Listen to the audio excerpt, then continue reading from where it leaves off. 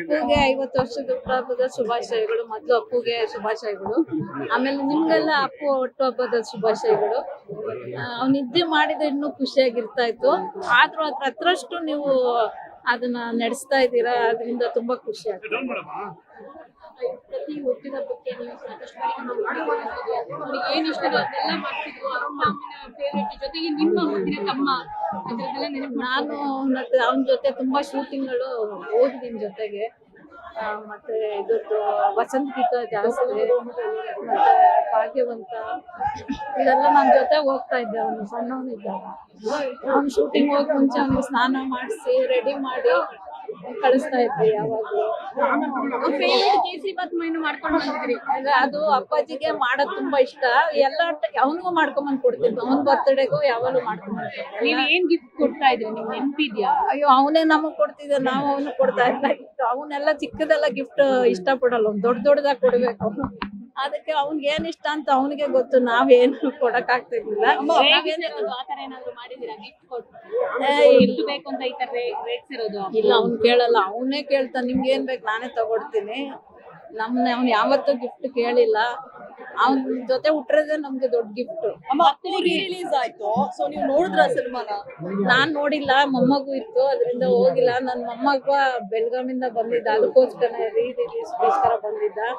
ಮತ್ತೆ ಅವನು ಅಪ್ಪು ಅವ್ರು ಒಂದು ಹಾಡನ್ನ, ಅಪ್ಪು ಪಿಕ್ಚರ್ ಒಂದು ಹಾಡನ್ನ ಅವನು ಇದರಲ್ಲಿ ಇನ್ಸ್ಟಾಗ್ರಾಮ್ ಅಲ್ಲಿ ರಿಲೀಸ್ ಮಾಡಿದ್ದಾನೆ. ಎಲ್ಲರೂ ನೋಡಿ ಖುಷಿ ಪಡಿ ಅವ್ನಿಗೆ ಆಶೀರ್ವಾದ ಮಾಡಿ. ಅಂದ್ರೆ ಅಪ್ಪು ತುಂಬಾ ಇಷ್ಟ ಪಡ್ತಿದ್ದು ಬರ್ಡೇಗೆ ಪ್ರತಿ ಟೈಮ್ ಏನ್ ಕೇಳ್ತಾ ಇದ್ರು ಮಾಡ್ಕೊಡಿ, ಯಾಕಂದ್ರೆ ನೀವು ಜಾಸ್ತಿ ಅವ್ರಿಗೆ ಬೇಕಾಗಿರೋ ಅದು ಸ್ವೀಟೇ ಮಾಡ್ಕೊಂಡ್ ಬರ್ತಾ ಇದ್ದಿದ್ದು. ಮೈದಾ ಸ್ವೀಟ್ ಅಪ್ಪಾಜಿಗೂ ಇಷ್ಟ, ನಮ್ಮ ಮನೇಲಿ ಎಲ್ಲರಿಗೂ ಇಷ್ಟ ಸ್ವೀಟ್ ಅಂದ್ರೆ. ಇವಾಗ್ಲೂ ಅಷ್ಟೇ, ಪ್ರತಿ ಹುಟ್ಟುಹಬ್ಬಕ್ಕೂ ಅವ್ನಿಗೆ ವರ್ಷದ ಪೂಜೆಗೆ ಯಾವಾಗ್ಲೂ ಮಾಡ್ಕೊಂಡ್ ಬರ್ತೀನಿ. ಅಪ್ಪಾಜಿಗೂ, ಅಮ್ಮನ್ಗೆ, ನಮ್ ಬ್ರದರ್ಸ್ಗೆ ಎಲ್ಲರಿಗೂ ಇಷ್ಟ. ನಮ್ಮ ಯಜಮಾನ್ರು, ನಮ್ಮ ಮಕ್ಕಳಿಗೆ, ಮೊಮ್ಮಕ್ಕಳಿಗೆ ಎಲ್ಲರಿಗೂ ಇಷ್ಟ ಆ ಸ್ವೀಟ್ ಅಂದ್ರೆ. ನೀವು ಮಾಡೋ ಚಿತ್ರಾನ್ನ ತುಂಬಾ ಇಷ್ಟ ಆಗಿತ್ತು. ಹೌದು, ಮಸಾಲೆ ಚಿತ್ರಾನ್ನ ಅಂದ್ರೆ ಅವ್ನಿಗೆ ತುಂಬಾ ಇಷ್ಟ. ನಾವು ಚೆನ್ನೈಲಿ ಇದ್ದಾಗ ಜಾಸ್ತಿ ಮಾಡ್ತಾ ಇದ್ವಿ. ಆವಾಗ ಒಂದ್ ದಿವಸ ಈ ಕರೋನಾ ಬಂದ ಟೈಮಲ್ಲಿ ಫ್ರೀ ಆಗಿರ್ತಿದ್ನಲ್ಲ, ಫೋನ್ ಮಾಡಿ ಕೇಳ್ದ ಹೆಂಗ್ ಮಾಡೋದು, ನಂಗೆ ರೆಸಿಪಿ ಕೊಡು ಅಂತ.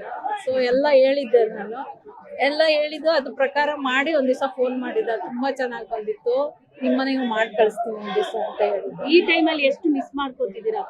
ತುಂಬಾನೇ ಮಿಸ್ ಮಾಡ್ಕೊತಾ ಇದ್ದೀನಿ ನಾನು. ಎಷ್ಟು ಅಂತ ಹೇಳಕ್ ಆಗಲ್ಲ.